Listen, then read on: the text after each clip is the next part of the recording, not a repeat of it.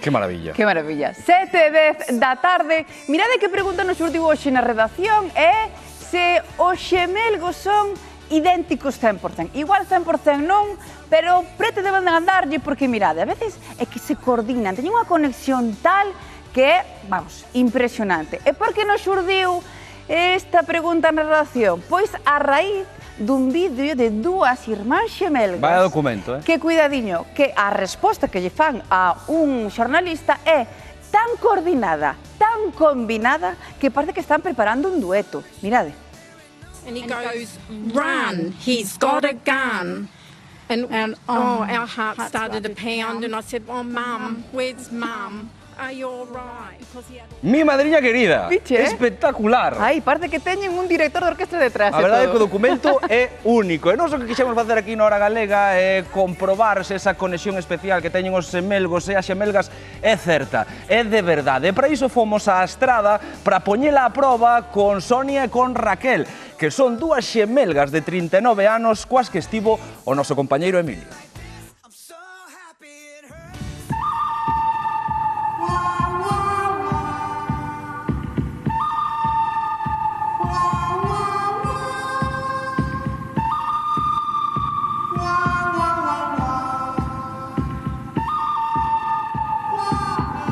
Somos as gemelas da Caldesiña e somos iguais. Pois aquí estamos con Sonia, hola. Non son Sonia, son Raquel. Eu son Sonia. A ver, non empecedes, é que ainda estamos empezando a grabación. Miradevos que imaxe, eses ollos, ese nariz, ese super sorriso que tamén comparten. Pero se a blusa que traen ata ten o colgarexo polo mesmo lado e tender meteda a parte de dentro, pero sodes xemelgas para todo. Casi todo. Que algunha vez intercambiastes algún mozo? No, mozo ningún de momento. Ui, espera que hai un non. É dela, o que é meu, punto.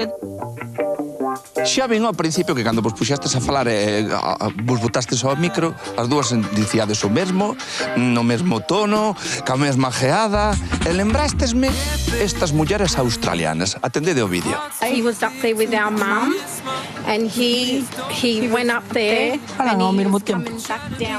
Si, páñanse a falar así unha ca outra. Ou seja, que as xemelgas da Caldesiña ás veces pásalle como as xemelgas australianas, que espetan así a vez. Sí, de vez en cando soltamos así Algunha borrada, así salen disparadas. Como se metan unha ca outra, saltamos, bueno. Pero nos exames, seguramente algunha vez, a Raquel fíxose pasar por Sonia e viceversa. Estás equivocado, A ver, vimos aquí para falar as verdades. De verdad, non nos cambiamos nunca no colegio. Así me suspenderon a min en primaria.